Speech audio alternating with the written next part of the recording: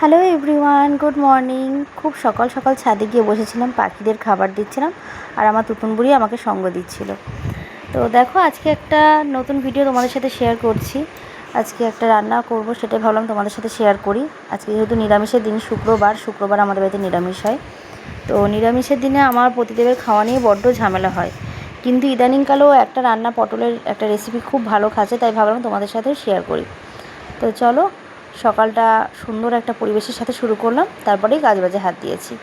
তো এই দেখো, ছোটো ছোটো কচি কচি পটল, এগুলো আমাকে দিয়েছিল আমার মাস্তুতো বোন, বোনের বর আমাকে এনে দিয়েছিল। যে দিদিভাই, পটলগুলো ওদের বাড়িতে গেছিলাম বোনকে দেখতে, তো আমাকে এই পটলগুলো দিয়ে দিয়েছিল।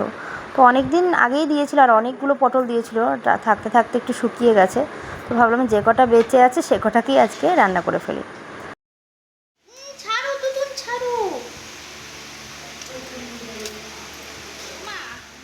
ডিসিশন আবার চেঞ্জ করেছি,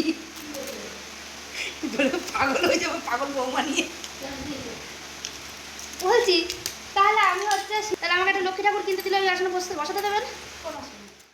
আমি কিন্তু একা সবজি কাটছি না, এখানে আমার মা, আমার শাশুড়ি মা, আমার তুতুন বুড়ি সবাই রয়েছে। আর আমার সোনাই গেছে স্কুলে। তো স্কুল থেকে আসার আগে আমি সবজিটা কেটে নিচ্ছি। আর দেখো পটলগুলো কীভাবে কাটলাম তোমাদের দেখাচ্ছি। এরকমভাবে 4 ফালি করেছি লম্বায়। তো সবজি কাটার অনেকটা পরেই রান্নাটা বসালাম। সোনাই বাড়ি আসলো, খাওয়া দাওয়া সেরে এই যে রান্না বসিয়ে দিচ্ছি। শুধুমাত্র পটলের রেসিপিটাই তোমাদের সাথে শেয়ার করব। গ্যাস জ্বালিয়ে একটা ফ্রাইং প্যান বসিয়ে দিয়েছি। মা তখনই বললো যে ফ্রাইং প্যানটা কিন্তু ছোট হয়ে যাবে। তো আমি বললাম অল্প পটল ধরে যাবে হয়তো, কিন্তু পরে সেই মায়ের কথাই চলতে হলো। যাই হোক, তো দেখো তেল দিয়ে দিয়েছি। তেলটা তোমাদের দেখালাম কেমন পরিমাণ দিচ্ছি, একটু দরা ঝাঁটেই তেলটা দিয়েছি। এবার দেখো, অল্প কটা পটল দিতেই দেখছি ভরে গেল।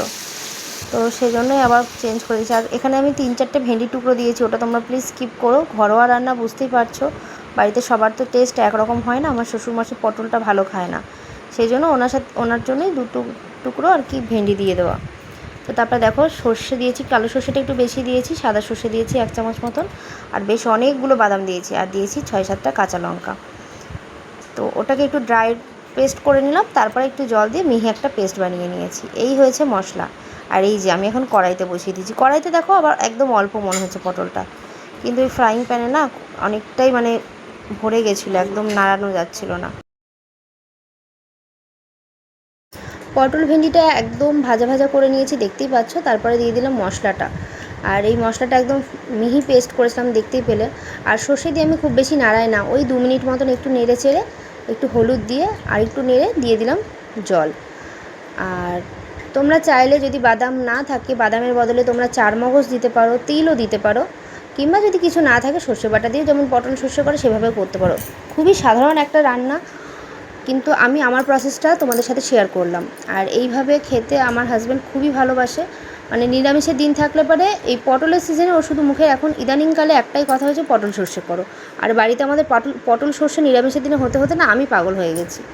যাই হোক, তো তোমাদের সাথে শেয়ার করলাম। ভিডিওটা কেমন লাগলো জানিও। রেসিপিটা বাড়িতে অবশ্যই ট্রাই করো, বাদাম দিয়ে কখনো, আর একটু শুকনো শুকনো করে নামিও। আর দেখতেই পেলে আমি শেষে কাঁচা সর্ষে তেল দিয়েছি, একটু সামান্য চিনি দিয়েছিলাম স্বাদের ব্যালেন্সের জন্য।